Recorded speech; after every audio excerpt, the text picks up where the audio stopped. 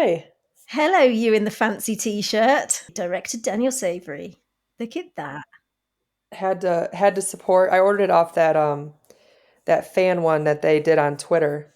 That I don't remember what it was called, but I ordered it off there because I wanted to support her. So Check you out representing. yeah, I That's was considering awesome. wearing it when I meet her at one of the pictures for the cons, but I don't know. I should probably dress up and not wear a t-shirt. I'm sure she'd appreciate it either way. Yeah, I think she would. She'd probably get a kick out of it, but I don't know. We'll see. I Yeah. haven't even. We leave in 2 weeks, and I haven't even looked at clothes yet. So Well, I mean, now that you're used to meeting the stars. yeah, I was like a little kid. I went back and watched the video, and I was like, God, I'm such a dork. But it was just so. It was surreal. For those of us who don't know, for those of you rather who don't know Yeah, what we're talking about, uh, our very own Tiffany went to see Merle Dandridge in a production of A Little Night Music at the Pasadena Playhouse and met the Queen herself afterwards. And if you go on our Instagram, so you can follow us on at Station 19 podcast on Instagram, and there's like a little best of video on there of Tiffany's meeting with Merle. But I mean, from what I could see, she was an absolute class act. she was. She gave me the biggest hug, which normally, people would kind of give you the side shoulder hug. Yeah, yeah, But yeah. she didn't. She squeezed me, and it was so funny because when you saw me waiting and like people would come out, it wasn't her, and then I actually heard her voice, so I knew she was coming around the corner, and I just froze, and you see her come up and say hi and then just kind of smile and look at me, and I was like, I love Chief Ross. It was like it took me like 20 seconds to say anything, and she just was like standing there smiling at me, and that's all I could muster up. And then she gave me a high five. She was like, I know you, I know that's right. And then that kind of, she's very charming and funny, and was so kind. So it was everything. I've loved Merle, I've loved Chief Ross. Oh, So yeah, your TV wife. yeah, so it was and then I love I didn't know she was actually, but she parked by us. I didn't know she was behind me. And I'm like, "You guys, I just met Chief Ross. I think I'm still alive." And she goes, "She's not really though." In the back. I didn't know she was behind me, and that was so funny. So she's just amazing. And if you live in California, you should go see the play. She sings through it quite a bit, and she's amazing. So Before May the 28th. before May the 28th, yeah. Which I Yeah. don't know if you guys heard on the live. I asked her if she would ever do a con. I told her we were trying to have one in the States next year, and she said she would do a con if she were approached. So that would be cool. So there we are, folks. Petition, petition, petition. Yes. Yep. So yeah, it was amazing. Yeah, I was absolutely stoked for you. Absolutely Yeah. stoked for you. And yeah, she just seemed like so kind and generous Yeah. with her time. So Yeah. yeah. So now you're all prepped. Now you've done your TV wife. You can meet Danielle and Stefania easy. Yeah, I think I need to work on staying cool, calm, and collected. Do you know what I was really impressed with? So you were I don't want to say a wreck, but you were less than composed beforehand. You were you were like, I'm gonna pee. I'm gonna I'm pee. gonna Yeah, I'm gonna I'm gonna throw up. throw up. I was in the comments going, "Don't boot on Mel! Don't boot on her!" Because I happened to wake up at stupid o'clock in the Yeah. morning and catch it live. So I was so grateful to be there with you virtually. But yeah, I was saying, "Don't boot on Mel! Don't do it!" And then as soon as she came out and you'd got that first sentence out, as soon as the ice had been broken, you were just cool as anything. So you Okay, were that's good. you So were cool, calm, and collected. Trust me. she didn't see the mess. I No, was she cool when she came out. Okay. she saw cool Tiff. She didn't see that you were, on the verge of chucking up on her shoes. So you're Yeah. fine. That Can would have been horrendous. you imagine? It was hard because I wasn't planning on meeting her. Like I didn't think there was going to be a meeting opportunity. Otherwise, I would have brought her one of my poems, or I would have brought her flowers or something. And I just didn't think I didn't think it was going to be as Yeah. easy as standing by the stage door and her walking out. So I wasn't prepared. Hopefully, with Danielle and Stefania, I've been trying to mentally prepare so I won't be, in line acting like a dork. Look, as long as you keep the dorkiness to the line, we're all fine. I'm sure they're used to people acting like complete dorks in There's front of actually them. a video somebody posted of when they met Danielle, and you see Danielle with her hands on their shoulders and going, "Just breathe." So yeah, I'm probably not the first one. Oh, Yeah. bless her. Yeah, as long as you don't pass out, it won't be the worst thing that's ever happened in front Yeah. of them. Right. So we've been getting some love from our listeners, which I always really appreciate. It feels so good, doesn't it, Yeah. when we hear from people and we know that we're not just talking to ourselves. Yeah, it does. So we got a couple of really cool emails. A lady called Eileen got in touch after listening to our breakdown of 614. And she sent a super long email, which she apologised for. And I'm going to say, Eileen, please do not apologise. It was a joy to read. So I'm just going to pull out a few bits because Eileen had some really good insights, actually, made some good points. And she had a couple of questions as well. So she said, I don't want to bring Pam up again, but Eileen, we call her home wrecking We Pam do. down these parts. But she said she doesn't want to bring Pam up again, but this question has been on her mind since forever. And she said, do we think that going on the friendship date with Pam allowed Karina to decompress and give her the courage she needed to go and see her wife, because she must have been worried sick about her, but she was just creating boundaries just to not get hurt? And so do we think that had it not been for going out with Pam, if she'd have still been holding everything up inside and had not gone, but having a chance to sort of talk it out with Pam kind of spurred her on to go and see Maya? What do you I mean, think? that's a good point. We don't know what happened on the drinks. She could have, asked her about her marriage and talked about it, and she could have encouraged her to try to reconcile, or she could have went on a date and realized that she's still in love with her wife and wants to make it work, which I hope it's not the second one, but either way it worked out. Whatever happened worked out good. Yeah, So, yeah. I think that actually Eileen raises a really good point, because I think that what Karina said when she was telling Maya about the date, which was, I needed some adult company, basically. I needed someone to talk to. It does sound like maybe Pam gave her the chance to offload. mhm. And so, kind of, when she got it off her chest, it allowed her to move past the anger enough to maybe go and see Maya, Yeah. maybe. So I thought that was a good point. Yeah. And she made a nice point about the eye contact between Maya and Karina immediately following the birth of the baby, because they have that nice little moment, don't they, where Pam's like sitting on Maya basically, and Yeah. they make the eye contact.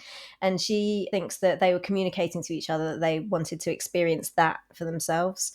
They still wanted to be a unit and try for a family. From Maya's end, it was like, I don't want to lose you and lose the dream, and I'll do everything in my power to make it right. Please forgive me. And from Karina's end, it was more like, we've got a lot to talk about and I'm still hurting, but the dream hasn't died. Mhm. And I thought that was a nice point that Eileen raised. And, the maybe in the barn that made me a bit sweaty. She said that she loved that, because she said she's got the same kind of view of Karina as me. She said that she loved the Grey's Anatomy version of Karina and the season 3 Karina, who was like flirty and witty and an overall delight to watch, was what Eileen said about her.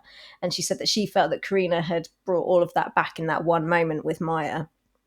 And that's exactly what I was saying to you about why Karina was my gateway drug, Yeah. was because she brought this lightness and this freshness, as well as the depth. There was just like a lightness to her.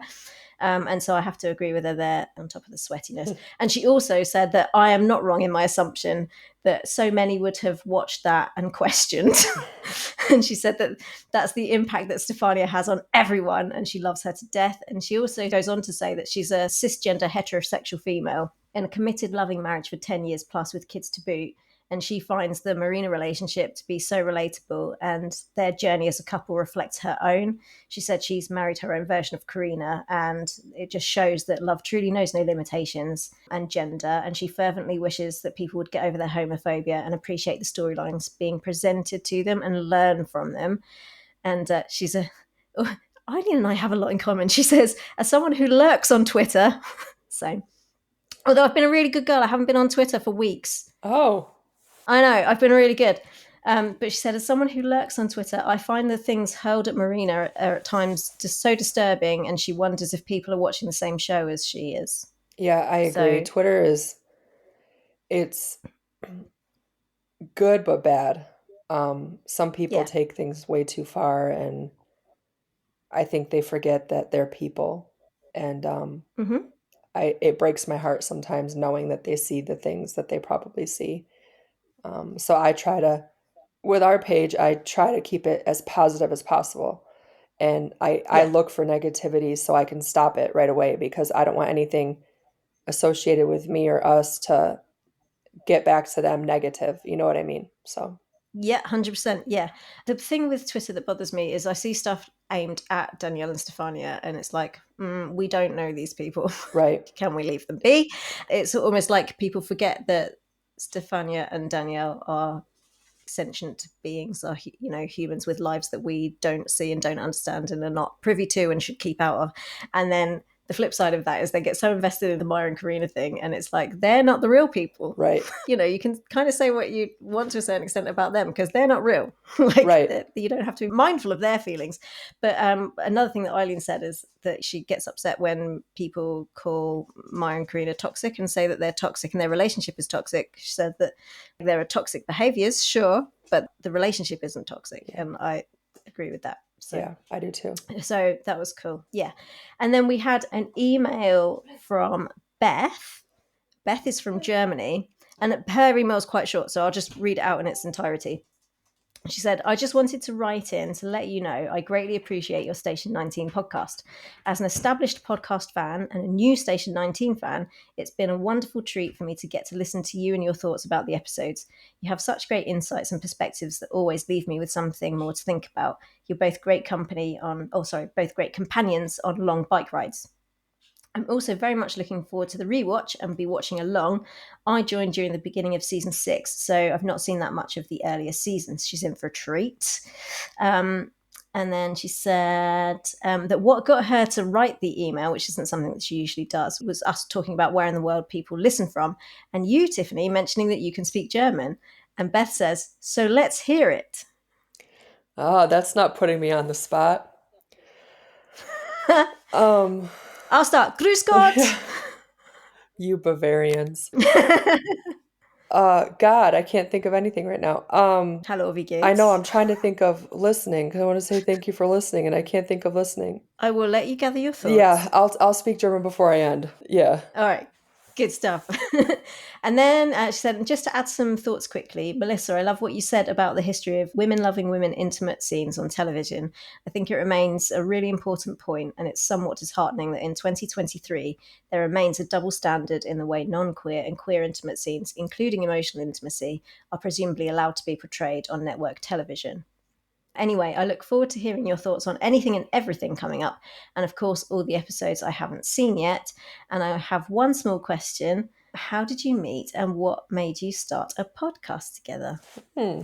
You should share that story. Well, do you want to tell it from your side, and then I'll. Sure. Melissa messaged me one day on Instagram. It was the cutest message because she was like scared to message me.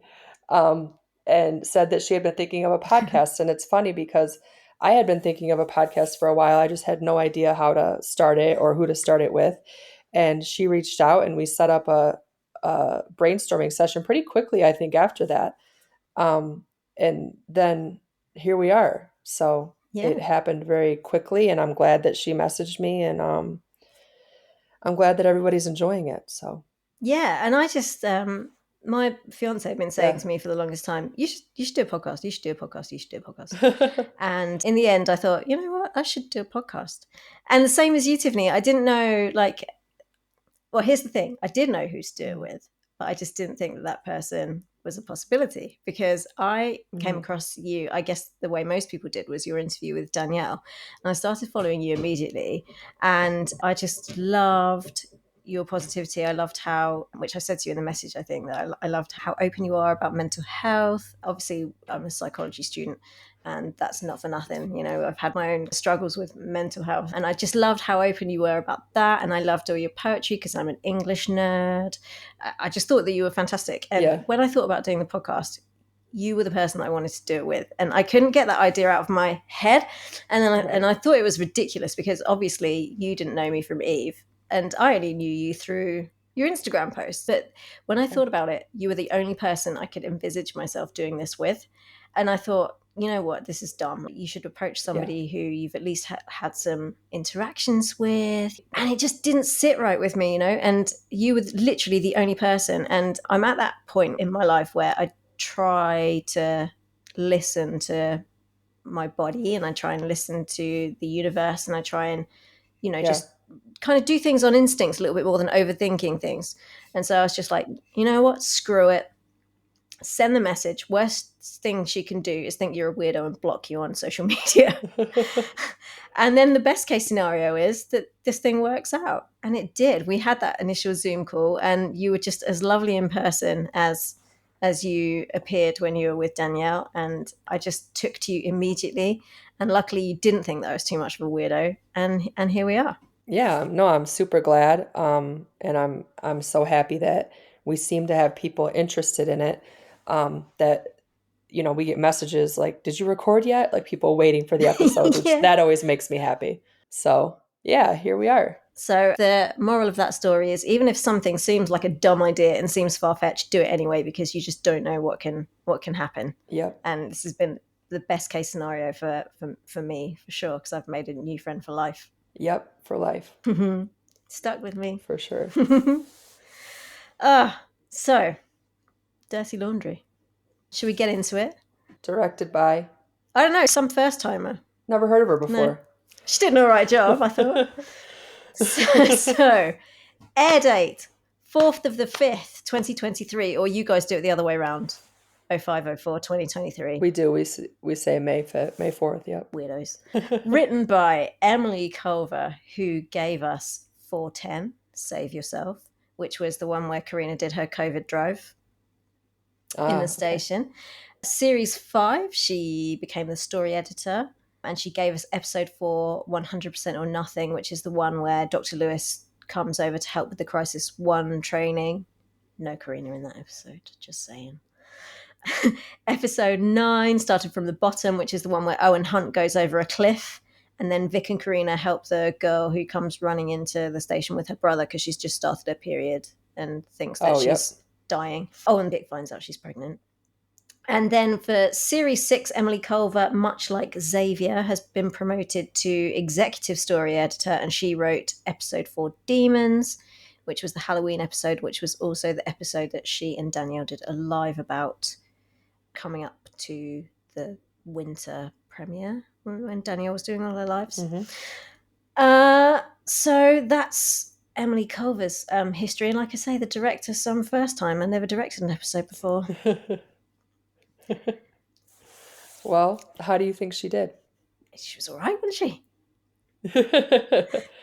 I couldn't have done it. Honest to goodness, that's obviously the way that we do things in England is we overplay things so we don't seem too eager. Yeah. But if I was giving it my honest reaction, she bloody smashed it, mate, didn't she?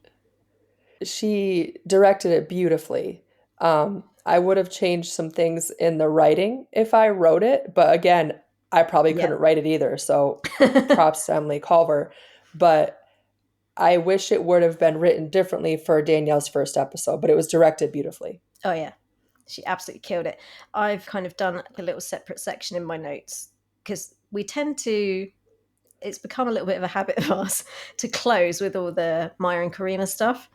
We don't have any, but we do have some Danielle. So I thought maybe we could go into the bits that we love, our greatest hits of Danielle's directorial debut. Yeah. To sum things up, what do you think? What do you think? What do you think? Yeah, and I think you just said it because I couldn't figure out, after the episode was over, I looked at my mom and I was like, I feel let down. And I couldn't figure out why. And I think it was because Karina wasn't in it. Yeah.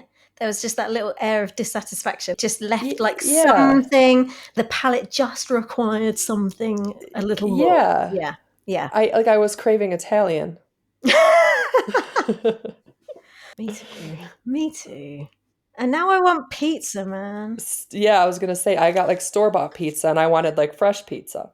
Yeah. Yeah. So, I mean, that is the elephant in the room, I guess, is It that is. we should probably address that right away. The elephant in the room is no Karina. Which having being Danielle's episode, how can you leave out her wife? Like, Yeah. I don't, that was rough. And I watched some of Danielle's little lives, her little in betweeny bits. Yeah. Yeah. And I took her point to a certain extent that Karina didn't work as well in the scenes with Ben as Bailey did. However, I don't think it would have been difficult to write Karina into that. And I think it took me about 30 seconds to figure out how they could have incorporated her very, very easily. But before I kind of do that, what are your thoughts? No, I agree. I mean, it even could have been like a 30-second scene back at the station, like when they're getting back from the call or waiting to go on the call, her just stopping by and saying hi, or even a text message or a video call. Um, I think would have, even if it was like 30 or 45 seconds, would have given the satisfaction of seeing Karina, hearing from Karina, something. And so Yeah. just excluding her altogether was, yeah, it just kind of left you wanting more when the episode was Yeah. over. So for me, what I would have done is, you know, when Vic walks in on Maya napping and Yeah. Maya kind of intimates that they've been up all night playing Scrabble, Yeah. um, I would have instead had Vic walk in on Maya and Karina and, you know, maybe like making out, or they could have just been like making googly eyes at each other, like flirting, being silly. But I would have had Vic walk in on them and then kind of saying, oh, this is nice. It's nice to Hmm. see. Good to see you, Yeah. kind of thing. And then say to Karina, are you on your way to the hospital? Or, Yeah. you know, I mean, pick why Karina's there. Maya's left something at the hotel, or Maya's giving her some leftovers because she's still eating the hotel food, which tastes like heartache. You know, like Right. she can be there for any number of reasons, right? But she can be on her way to the hospital because it's only 3 blocks away. Vic can say, can you look in on Ben because I happen to know that he hasn't left Milo's room yet? That gives her then the opportunity to be in another scene.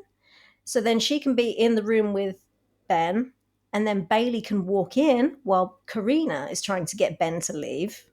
And then Karina can say something like, we've seen what can happen when you don't listen to your loved ones when they try Yeah. to help you. Maybe you Yeah. should listen to your wife, which is less harsh than what we got, which is Bailey saying, I don't want you ending up in a hospital bed like Bishop. Yeah. That line was a little bit rough, and for a lot of people. So Yeah. And so I think that if Karina had been the one to say to Ben, look, come on, we all know what can happen when you don't listen to your people, when you let yourself kind of get into these predicaments, when you spiral, you know, you need to listen to your wife.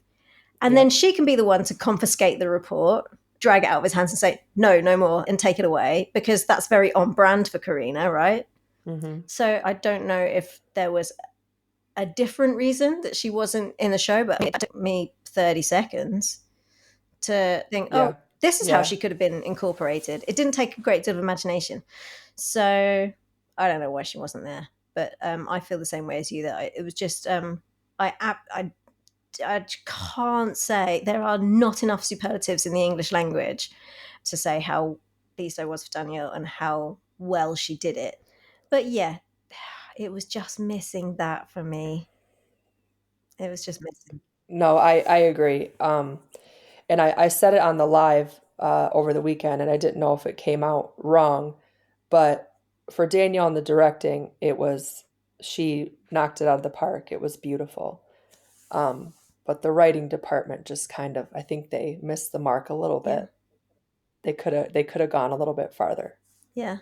Whereabouts did you want to bring that up when we go through the episode, or do you have like specific things that you want to raise now about the writing, or? I felt we kind of already talked about them. I felt let down by the remark about not ending up in the hospital bed because it was referencing mental Yeah. health, and because that's she was in a mental health crisis, and I think it could have been a little bit softer. Yeah. Um and then, we're getting this slow evolving relationship with Marina, and to just not talk about that during an episode that Danielle is directing, and that's her, right? That's Yeah. her wife. I just think it was missed, and I think the hospital scenes, they dragged out a little bit to me. Yeah, yeah, I can see that. Yeah. But again, they did amazing jobs. It's just not every episode is amazing. No, That's all. But I don't want to take away from from what Danielle did. No. Danielle. She did an astounding Yeah, yeah, job. yeah. Yeah, she did. And she should be so proud. And I'm so happy that that dream came true for her. And she should feel good about it. 100%. So, Yeah. yep. I hope that came out right. It did. It did. It did. Okay. Promise you. Yeah. So, shall we kick off with the incident? Yes, rub the hands, rub the Yes. hands. Okay, so everything kind of opened up with them discussing voting in the beanery. And again, slightly heavy handed with the, are you registered to vote? Usually I would have a problem and I would complain about the heavy handedness of stuff like that, as you know. But in this case, with the political situation being the way it is over on your side of the pond, I'm all for it. Please, everyone, register to vote. Please exercise your right to vote Yeah, they because say over here if you don't vote, you can't complain. we say exactly the same thing. But because we're Yep. British, we complain about everything. So Yeah. even those that don't vote complain bitterly. Well, you guys have your king now too. Oh, don't. Unless you're talking about Sir David Attenborough, Oh. I'm Yeah. not overly. And your new queen. Again, there's only one queen in my world, and she's Italian. Um, Yeah. anyway, Yeah. I'm gonna get in trouble if I go further down that route. Yep. But yeah, they're all discussing voting and registering to vote. What a shocker that Gibson is the only one who is not registered to vote. And that gives Travis an excuse to touch Jack's butt looking for his phone so that he can register him to vote. And I don't know why, but that tickled me. I enjoyed that. Powell walks in. She's giving snark and handing out nicknames. And she gives Theo a bit of a wink. Gibson tries to flirt with her and fails miserably. Theo tells Gibson to keep it professional, and then he defends his relationship with Vic because he said that theirs started before they were working together, which then earns a well-deserved scoff from Sullivan. And then in the middle of this conversation, Beckett walks in. It doesn't take long before they're all discussing his return behind his back in the equipment room, and Powell asks Sullivan what's up with that situation, saying that he's basically got a direct line to the chief, so he must know something.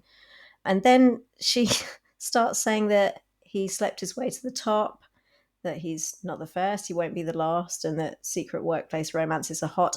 Basically, she's being entirely inappropriate the whole time she's on screen. Yeah, I do not care for that character No, at all. no, no, no. Then they go to the lineup and we find out that Beckett's on probation. And shortly after that, they're called out to the incident. Everyone goes except Andy. Also, what's Andy doing? Because I assumed that she wasn't going because she's on desk duty, but then she And later she, tips up at the chief's office. So who's on desk? yeah, I thought that too. I'm like, but she had the walkie, but still, I don't know. Yeah, I that's agree. not going to She's be helpful supposed to when be at someone the walks in with a busted fire alarm, no. which they appear to do at least It's twice a season. yeah, So, no, it's not. so anyway, that's an aside. On the way to the scene, Beckett's weirding everybody out because he's being nice, and he tells Maya that he's genuinely pleased that she's back, and he says that he's had some sleep and some expert direction, and now he feels better than ever. People that are not feeling better than ever are the people on the scene. It's a massive multi-car pile-up. There's debris everywhere, people climbing out of vehicles that are on their side. I mean, and again, we'll talk about this later, but I just have to interject and say, Danielle Savre, come on. What an incident Yeah, to cut your teeth on. right. It looked brilliant. It looked so good. It did. But this chaos has been caused by a 16-year-old girl who was trying to put their favorite song on again on some sort of device, I assume. So this is what passengers slash the repeat one function are for. um, Yeah. but it's pretty gruesome. Her friend in the front has a compound fracture, which is why Julia always tells me to get my feet off the dash. um, Yeah. Yeah, that was rough. Yeah. And there's a poor boy called Finn in the back who appears to ostensibly have been decapitated. And the driver appears to have just gotten away with friction burns from the airbag on her arms. We've got another couple in trouble in another car. We've got an elderly couple who have reunited after God knows how many years, having been separated in high school. And the old chap has been carrying a ring around in his bag, waiting to propose. They're rescued after the car's basically dismantled. And John, the elderly chap, gives a nice speech to Jack before he sort of passes out. It's all very dramatic, but, to cut a long story short, they're fine. Old chap proposes. His lady friend says yes. So that's all going to be fine. Beckett is working with Vic to try and get the girls out of the car. And Beckett's very calm and very kind, which doesn't escape Vic's attention. And as he lifts Margot, who's the passenger with the compound fracture, out of the car, he says to her a couple of times that she should keep her eyes closed because it appears that he doesn't want her to see the carnage in the back of the car and Yeah. her friend, the state that he's sort of died in. Yeah. Paige, the driver, is a bit harder to get out because she's feeling guilty already and thinks that it should have been her that died because she's driving. And he gives a really poignant speech telling her that it is a defining moment, but it doesn't define who she is. He tells her that he knows how she feels because he had a friend who died in an accident that was probably his fault.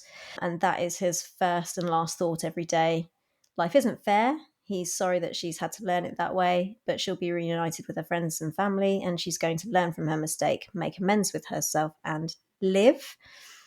At some point, Margot has answered a call from her mother and begged her to come to the scene and rescue her, basically. Please come and get me. So her mum turns up with Finn's mum, and Maya lets them through on the chief's say so.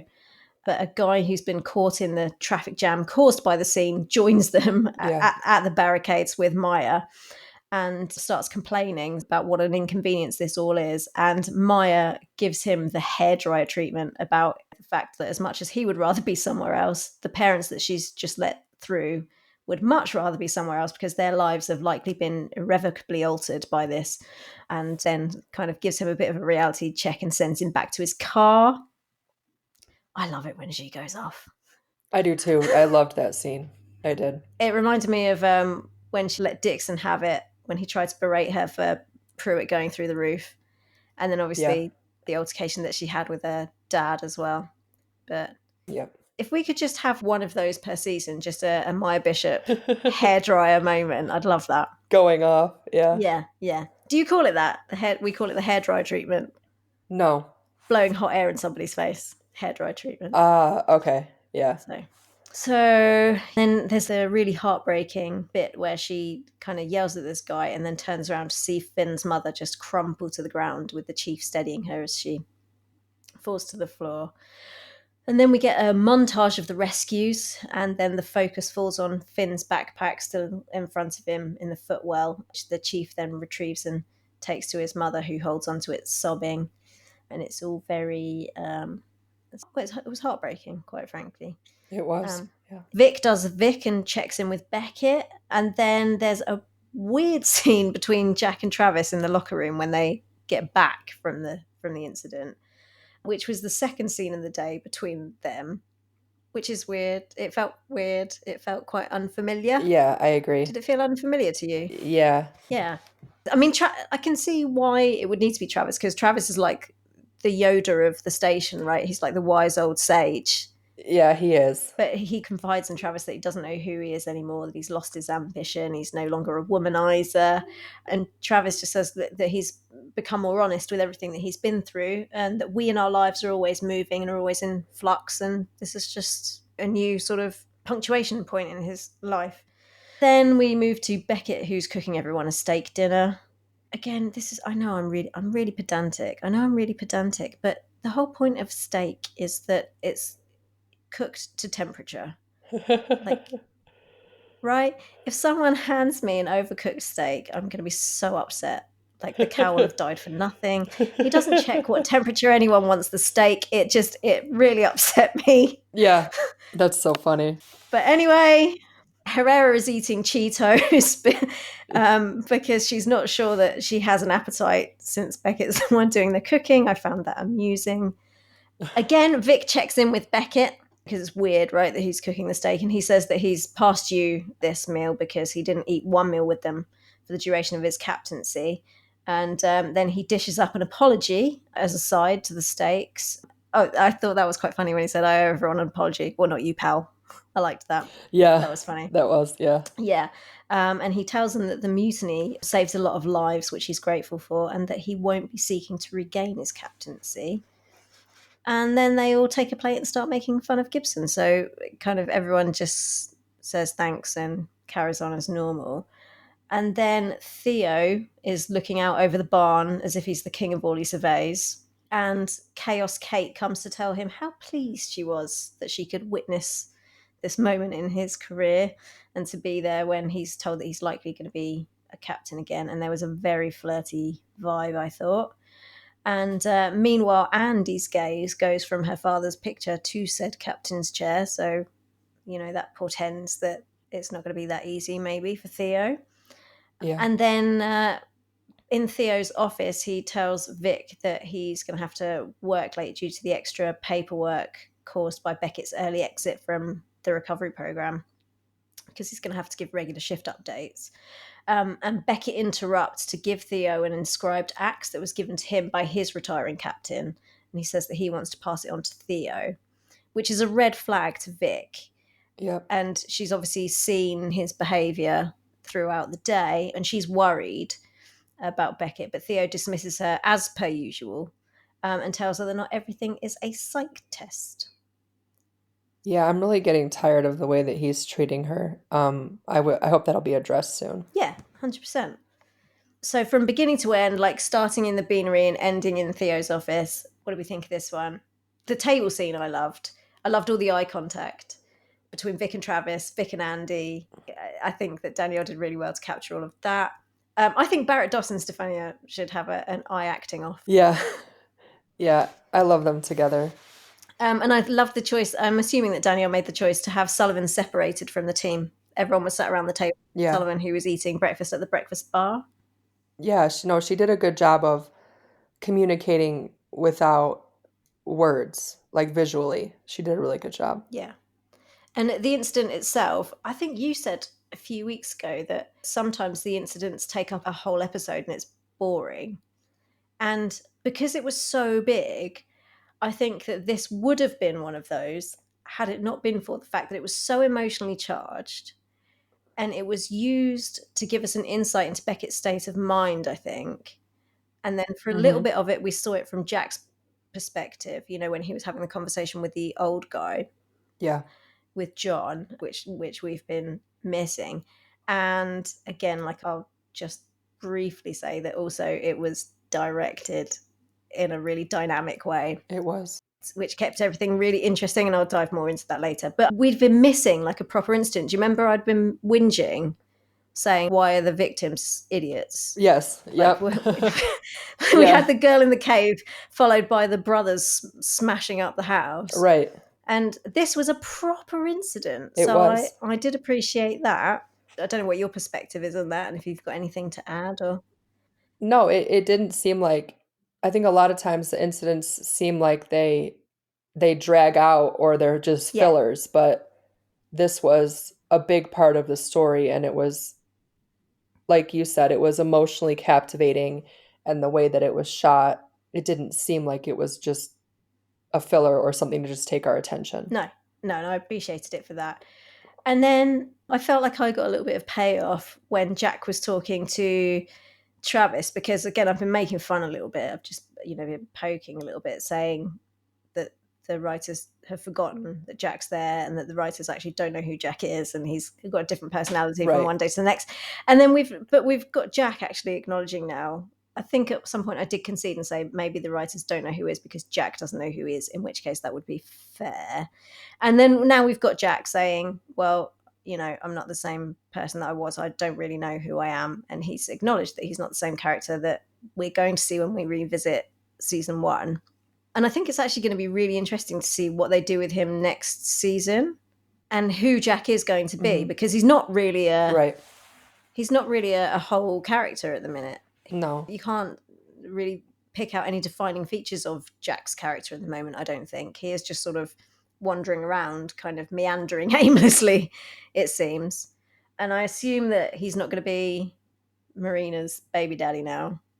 Well, I mean, they kind of gave him this huge storyline with his biological family that understandably caused him, a lot of pain and questions and confusion. Yeah, And then they just dropped it and kind of left him wandering out there. yeah, because we Um, saw Brooke come in beaten up from a motorbike, but we right. haven't had any indication if they've had any contact since then or No. what's going on with him. So it'll be interesting to see what happens there, and it'll be interesting to see what they do with Jack and how he's anchored. Because I guess that if he had ended up being the donor for the Marina baby, for mine Karina's baby, that might have given him an anchor and given him some focus. Yeah. If they're not going to follow through with his bio family, then yeah, it'll be interesting to see what Jack's anchor is and what his purpose is and what his storyline will focus on and circle around. Yeah, and who he is now. Yeah. Because we've had Yep. uber focused, I'm the next captain of 19 Jack from the earlier seasons. And then we had feckless womanizer, sex addict Jack. And then we had drugged out, self destructive, spiraling Jack. And now we've got just bouncing around saying a few lines here and there, Jack. So Right. Yep. We definitely got to figure out who Jack is, and I was gonna say exactly what you said. Give him a purpose. yeah, Yep. maybe you can dive more into the clinic. I don't know. We'll see. We'll see. We'll see. Something. Um, Bloody Powell. I think she's Maya Mark One, but without the heart. Yeah. Because you can only give snark and be sarcastic like that if you love the person you're being snarky and sarcastic to. Otherwise, you're just being rude. Yeah. You're just being mean. Yep. So Maya was walking around very cocksure, being sarcastic and snarky with everybody in the first season. And it was super funny because it was with her family, but Mm-hmm. she's just coming in and being rude to other people's family. So I like that. And she said to Sullivan, secret workplace affairs are hot. So last week you asked me, did I think that she and Theo were a thing when they worked together? And I said no, on the basis that Travis was really pleased to see her and like basically knocked Vic out of the way, didn't need Mm-hmm. to go and run and embrace Kate. And I said if Theo and Kate had been a thing, that Travis would have been. Julia's crawling around my floor.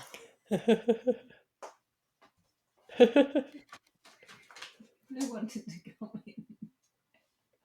For goodness sake. Blue wanted to go in. You Okay. cannot edit this Yes, out. You have to keep it in there. Do not edit it out. Oh God. I thought initially that if they'd been a thing, Travis would have been worried for Vic and he would have kind of gone, "Ruh-oh," and would have had a worried look on his face. But the fact that he was knocking Vic out of the way to go embrace her and say hi meant that he thought that Kate was safe. However, I revised my position in light of the new evidence, Your Honour, because she said secret workplace affairs are hot. And then Mhm. she was super flirty with Theo. She winked at him, and then she was really kind of flirting Yeah. when she went to see him when he was looking out over onto the barn. And so, if they had a secret workplace affair, Travis wouldn't know about it, and he wouldn't know to be worried. That's true. Yep. So that's a possibility. What do you think? Do you think she's making a play for Theo? I do, and I don't think Theo's made it clear that he's in a relationship with Vic. The way they interact when they're at work, you wouldn't know because he No, he treats her very cold, and so, or she could know and doesn't care. that's also a possibility. I'm not a big fan of her character at all. No, no, I'm not. Anything else that you think that we ought to say about Powell, or do we think we've got her No, covered she was off? given enough of our time. I am enjoying that bit of attitude. Like it. I feel the same way. Beckett. Mr. Beckett. He almost became likable. I would say he was very likable. Yeah, I was like feeling bad. He did come across as a very sympathetic character, but I mean, for me, we're looking at a suicidal person. Yep, I agree. He's I don't think Vic was off, and I think Theo was wrong for dismissing that so quickly. Yep. And he, throughout the episode, he's chosen his words, or rather, Emily Culver chose his words very carefully and very cleverly. So on the surface, it sounds like he's feeling better, Yeah. but I think that it's all coded and well, no, he probably is feeling better actually, because it's like that thing, right? When you're in a crappy job that you hate, you feel stuck, and then as soon as you hand in your notice, you've made the decision to leave, you've handed in your resignation, and like you're on your notice period.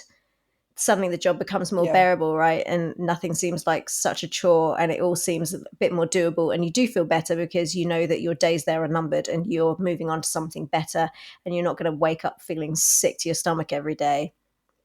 And for me, when he says things like, I feel better than ever, I've got it all figured out now, I know who I am, I know what I want to clean my slate. None of that is an apology. It is an apology, but he's not saying that so that he can move on and get on with the next chapter of his life. He's just literally like closing things down, Right. kind of tying up all the loose ends, I think. So, and there are a couple of things that he said to Vic and to Paige as well. He said to Paige, "You're going to be reunited with your family. You're going to make amends with yourself." And then he paused. He said, "And live." And I think for him, Right. he has no family.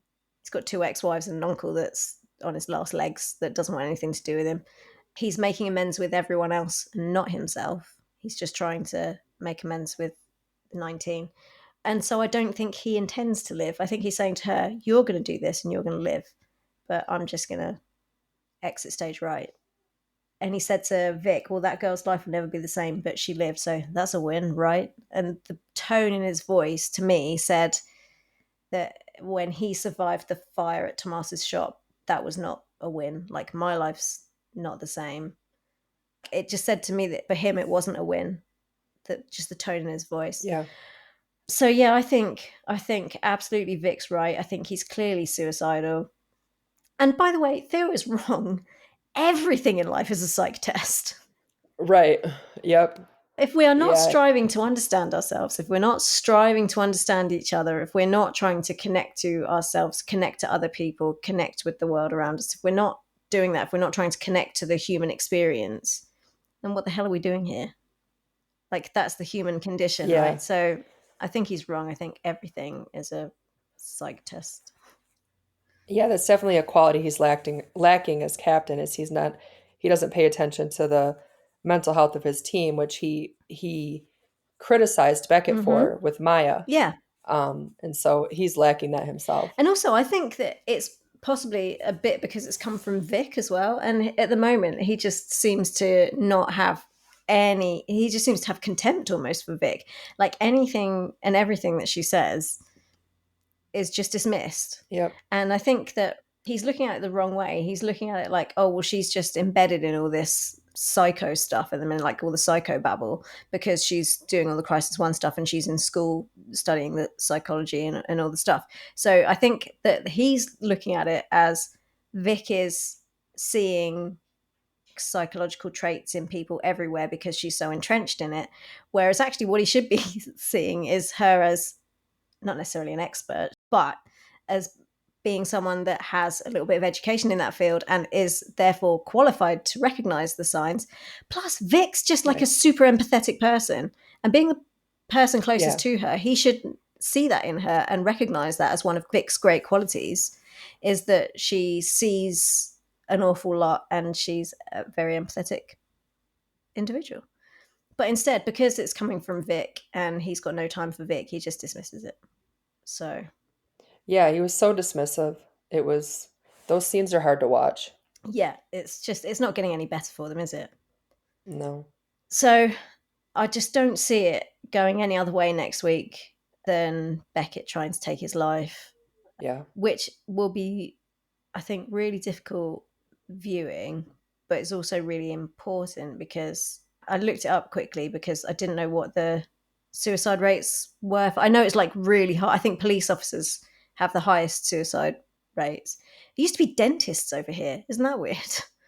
But Oh, yeah, it is weird. yeah, but it's physicians now in the UK. More doctors commit suicide than Yeah. anybody else. But the National Fallen Firefighters Foundation estimates that there are between 1 and 200 firefighter deaths by suicide every year in the United States, which is double the rate of the general population, and that statistically, firefighters are more likely to die by suicide than on duty. So, Wow. yeah, so if you think about the deaths that we've had, I mean, the three that spring to mind, then I might be missing some, but the three that spring to mind are Ripley, Dean, and Cooper recently, all died as a result of their work one way or the other. And we haven't had one suicide. I mean, I guess Pruitt's was sort of a suicide mission, but it wasn't really, was it? I mean, how are Yeah, we reading that? It wasn't he died on the job and he did it deliberately to save everybody else. So it wasn't I think it's different when you're doing it to save someone. exactly. It's more like you're laying your life down for them, not And he already had a life yeah. sentence. He had a terminal illness. So I don't technically, I guess it was a suicide. I don't see it as a suicide.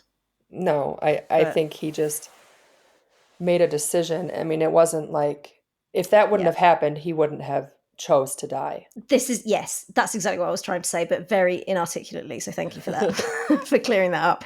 So I think with that statistic being what it is, I think it's about time they tackled that probably. Yeah, I just hope they handle it as gracefully as they can because that's a very tough it's a tough thing. Yes, it is a tough thing to deal with, and I can see why they would have shied away from it because it is uncomfortable viewing. Well, and it can be triggering too, so Yeah, um I just hope that they yeah, but I think they've done a good job with a lot of the other issues that they've handled. I think that they do, as a general rule, do things pretty well, pretty delicately. So, yeah, I think they'll probably do a nice job. I'm just going to put a plug in since we're talking about suicide and mental health. Yeah, If anybody listening is struggling, the suicide or crisis lifeline in the States is 988. Since we're talking about that and it can be triggering, good um, shout. Good shout. that somebody is available all the time to talk to. So if you're having a hard time, 988, talk to someone. Well done, Tiffany. And I will just quickly look up the Samaritans number. So the Samaritans helpline in the UK is open 24/7, and you can call them free on 116123. Perfect. So, is there anything else that you wanted to discuss with the scene, with any of the characters within that block? Nope. So, shall we move on to Mr. Ben Warren? Sure. Dr. Ben Warren, I should say. Sometimes known as Ben DeLuca. Sometimes known as Ben DeLuca. You are absolutely correct. He is holed up in Milo's room. Don't know how long he's been there, but we do know that he's been reading the incident report from the Soho House fire for 2 days straight. And Miranda brings him some food and then says the infamous line, which is that she refuses to let him end up in a hospital bed like Bishop, and she confiscates the report and leaves. Ben goes to Milo's bedside after he's taken a bite of his sandwich, and Milo's mother turns up, and then Ben gives her a medical update. She mistakes him for a doctor, and he then says, well, no, I'm a firefighter. And she then asks for an explanation as to how this has come to pass. And when he tells her that he was difficult to rescue because the house was difficult to navigate, she blames herself because she said that basically she put him there. She told him that he had to be sober for a year before he could contact her again. And this was the only rehab facility that she could afford because he's been in and out of rehab since he was 17, and he's basically drained her financially and emotionally. This is now taking a toll on her because she feels guilt that she shipped him off. She says that she shipped him, and then she says all of my problems away, and says that she felt relief at the peace and quiet when he was gone. And then they kind of have an exchange of guilt, because then Ben explains that he needs Milo to survive because he left Taylor behind. And then we hear like a really heartbreaking tale of Milo's mother, basically, and the desperation that she felt watching Milo destroy the body that she grew inside of her time after time. And she describes that as watching a house burn and not being able to breathe. And she says to Ben that he was in a literal house on fire, and he didn't just save himself, he also saved her child. And she gives him like a really full hug, but even that doesn't assuage Ben's guilt. It doesn't seem to put his mind at rest at all. And he just looks over her shoulder at Milo in the bed with just a really pained expression on his face. Again, that was very well directed. It was, yeah. Beautiful shot. And then Milo eventually comes round, and Ben tries to apologise to him for not saving Taylor, but Milo tells Ben that he hates him, that he can't forgive him. He calls him a liar because he didn't go back for Taylor. And Miranda rushes him out of the room so that he can have a breakdown. And then on their way home, the chief calls Ben to tell him that he's been awarded a Medal of Commendation for his rescue of Milo. But Ben is not happy about it at all. He's just, this isn't going to go away anytime soon, is it?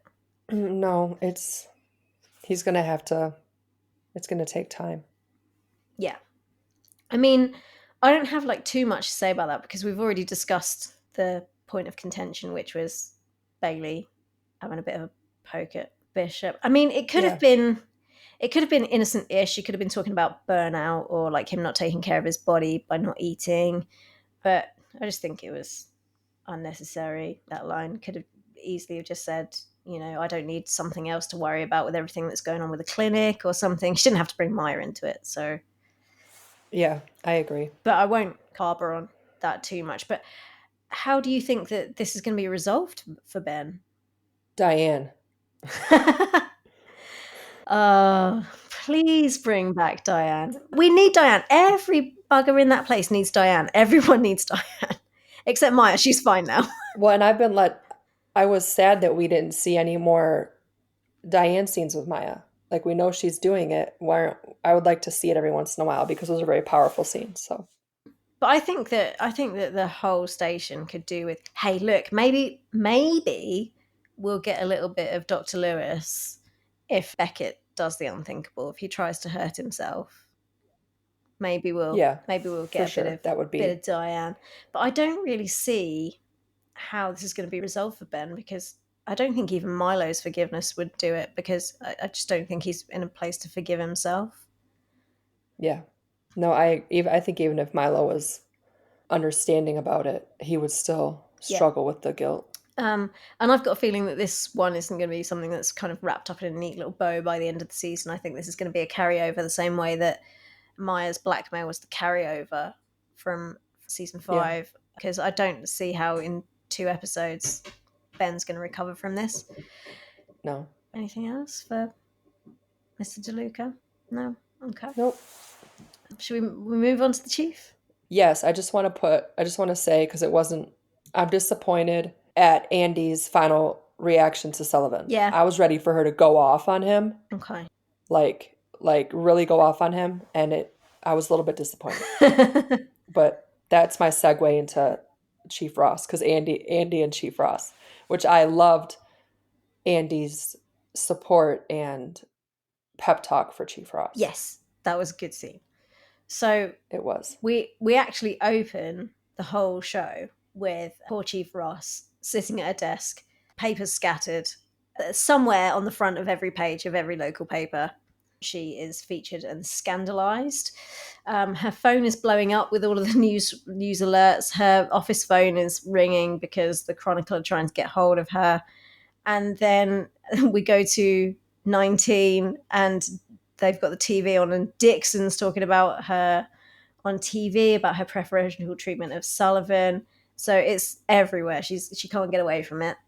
Andy, speaking of Andy and Sullivan, has a pop at Sullivan for gaslighting her and lying about the relationship with Ross. And then he says that he was trying to protect her I'm calling bull on that one, calling a bit of BS Mhm. there, which Andy does too, actually, and says, and now what are you doing? You're just sulking because you've got a bruised ego. And she says exactly what all of us are thinking, which is he's not worried that people know. He's just got the ump because Chief Ross chose the integrity of the department over him and his rank. Yep. She hasn't taken his ego basically into consideration. So she tells him to get over himself and help. And then she goes to see the chief, who is packing up her office because the mayor has called for a resignation. Andy basically says, well, that doesn't count. He's on his way out. And that the chief shouldn't do his dirty work for him and she should just stay. And then Merle Dandridge just Merle Dandridges the hell out of the scene She does. and says that she knows how the system works. She'd rather leave with some dignity than wait to be dragged out, and she doesn't want her legacy to be that of an emotional woman kicking and screaming. Why is that, by the way, that when men get emotional, it's passion? And when they get aggressive, it's leadership. And when women get emotional and impassioned, we're not emotional and impassioned, and we're not showing leadership. We're being hysterical, and it's because we're hormonal, Right. and we can't be trusted because we're led by our emotions.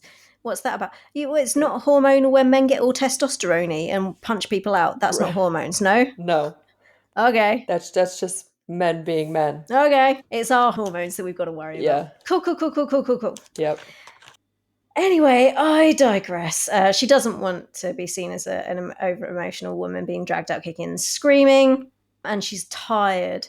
And then I really love that she says she's walking away because she wants the job and the man. And the man. Like- Yep.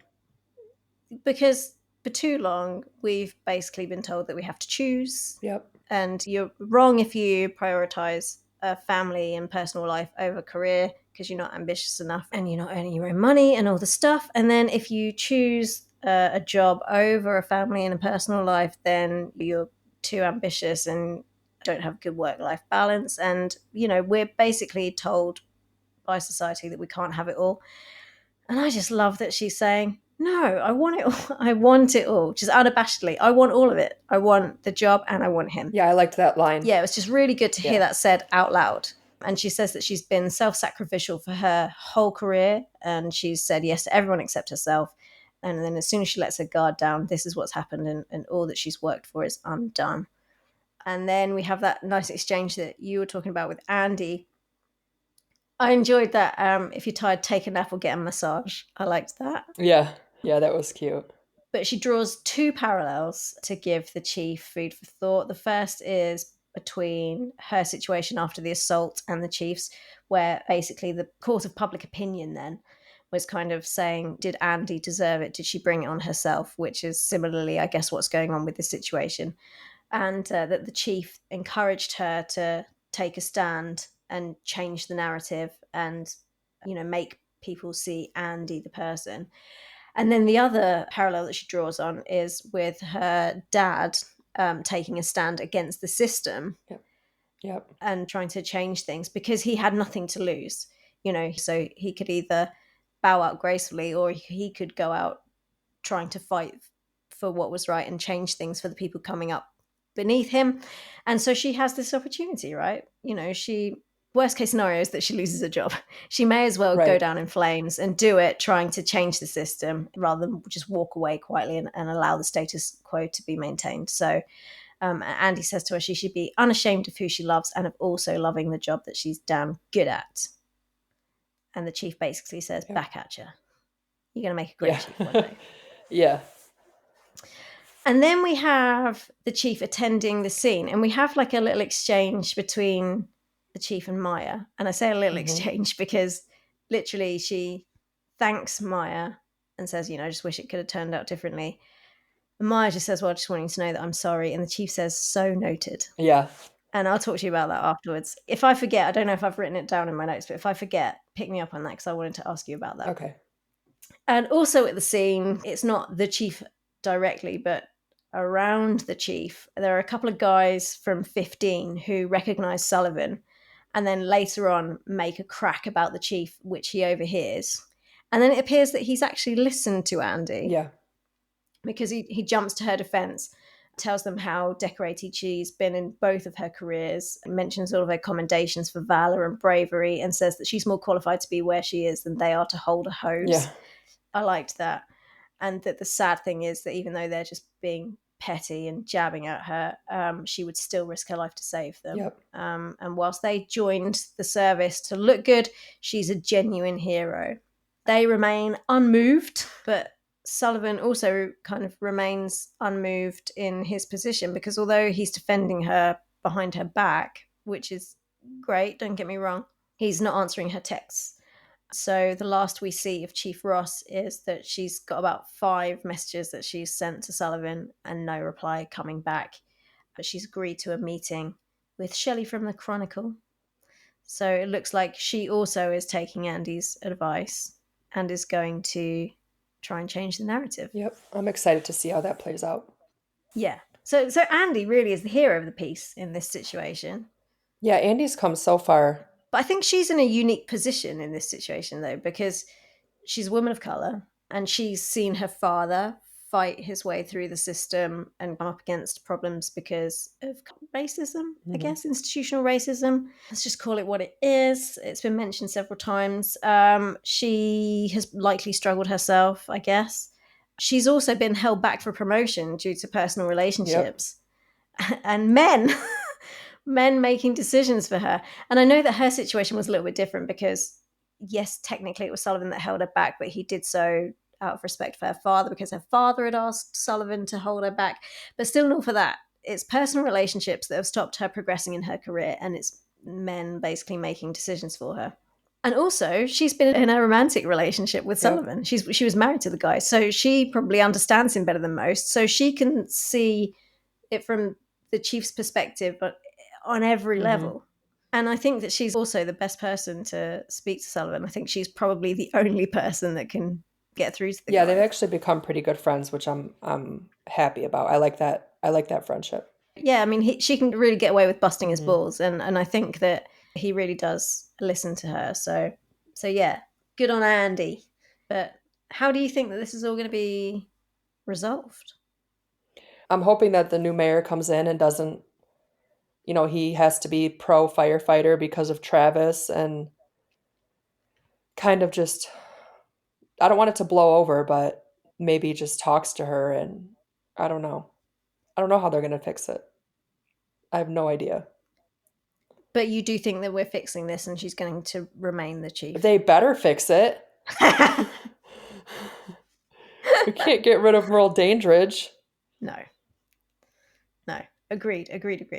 And I remember during Danielle's live with Merle, there was talk of their characters, so of the chief and of Maya having some sort of resolution to the chief not promoting Maya, and then Maya doing what she did, and for them to hash it out and bury the hatchet.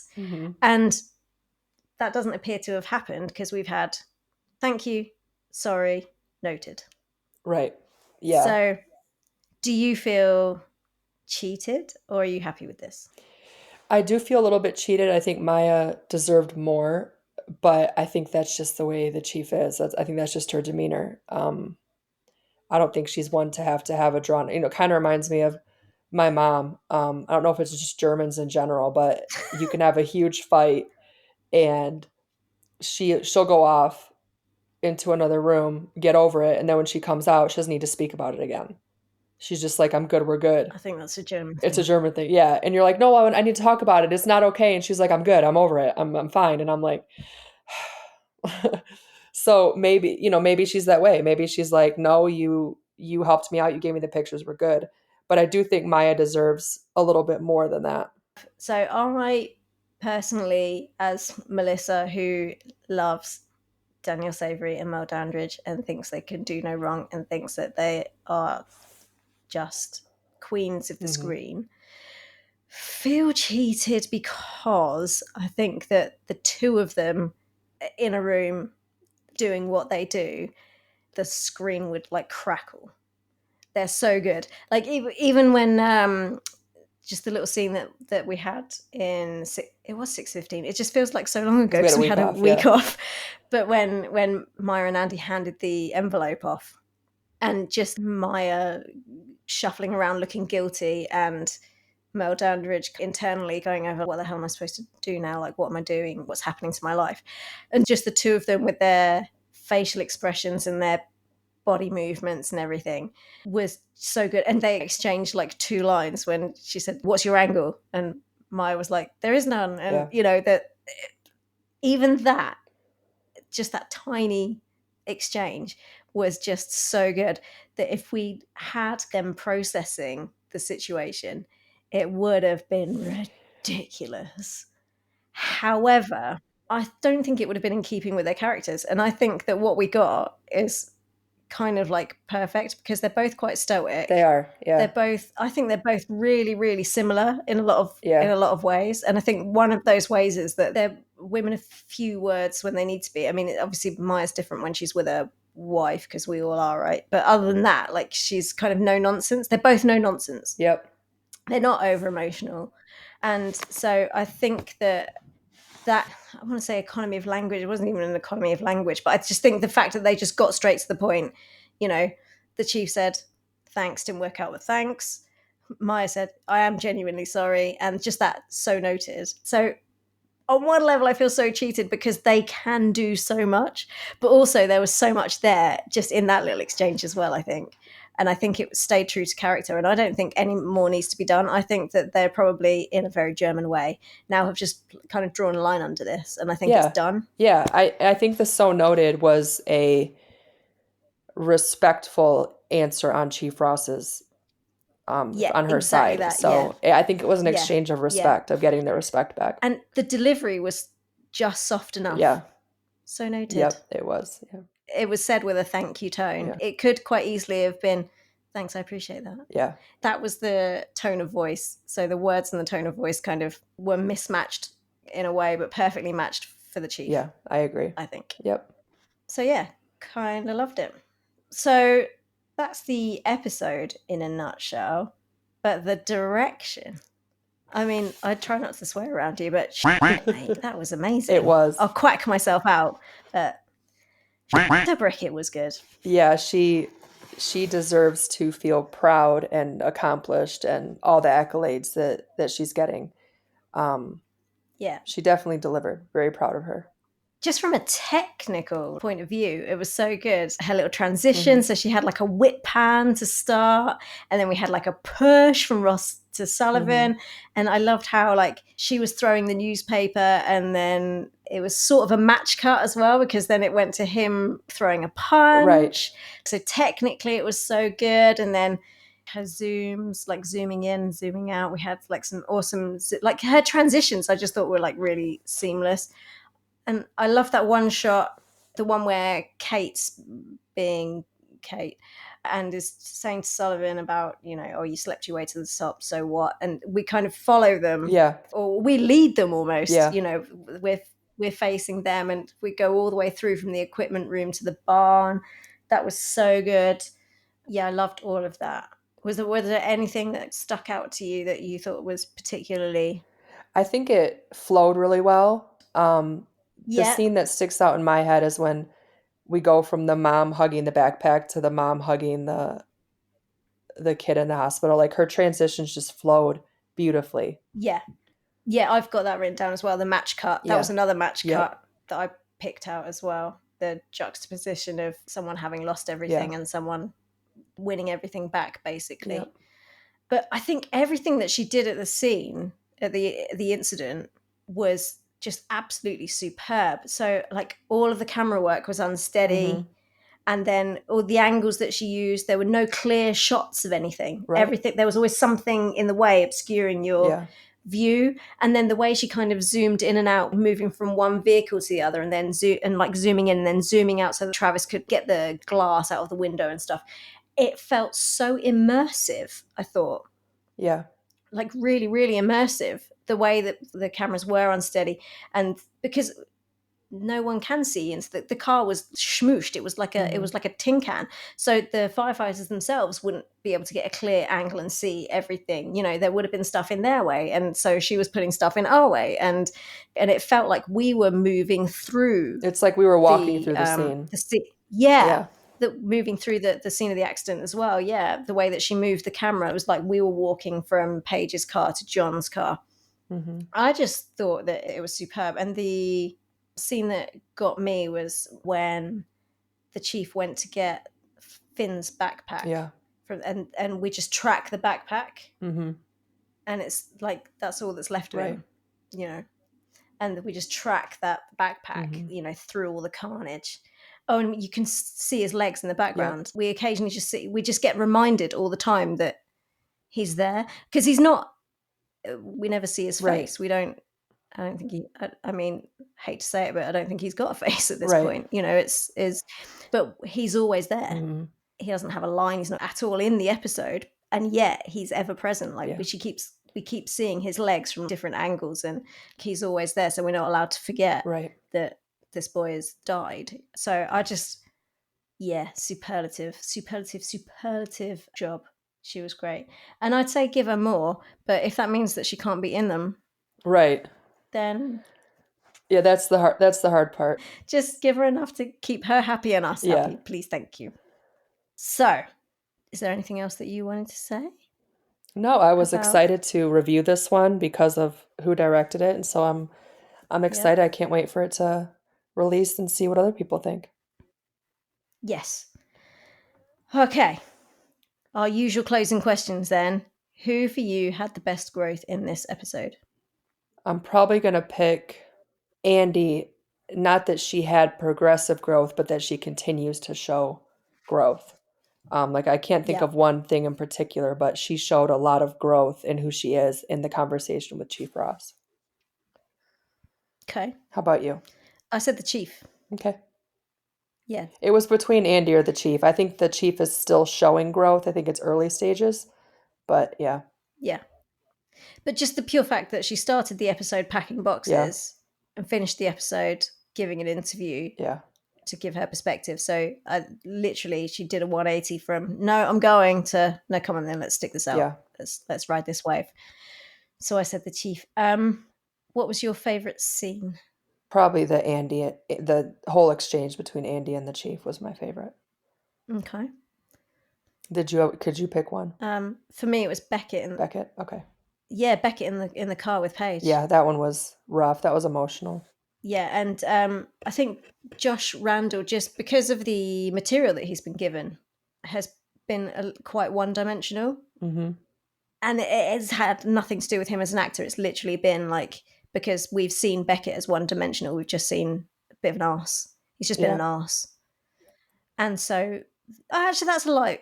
When he was trying to talk his uncle round, we saw a little bit of, but I thought that he was allowed to show his range as an actor a bit more. And I think that all of that, and especially the delivery at the end of I'm sorry about your friend, and then her I'm sorry about yours, and the eye contact and the expressions on their faces, and they're just it was just I just thought it was perfect. It was really, really good. So yeah, I loved that. Your favorite lines or favorite pieces of dialogue? It's probably either I want the job and the man, or the so noted, which makes me laugh because it was only 2 words. So it's like when people, at least the church I grew up in, they would say, what was your favorite verse? And it was Jesus wept, because it was the easiest to remember because it was only 2 words. But 2 words can be very strong. Yeah, 100%. Yeah. Funnily enough, I picked out I want the job and the man. Yep. As well. That was a good one. It was just great to hear a woman voice it out loud. Yep. I'm sorry about your friend. I'm sorry about yours. I thought it was really great. But I think those two get honorable mention. But I think my favorite was, this is a defining moment, but it doesn't define who you are. Yeah. And I think that is something that we should make a habit of saying to people, and saying to ourselves probably quite often. So yeah, I really loved that.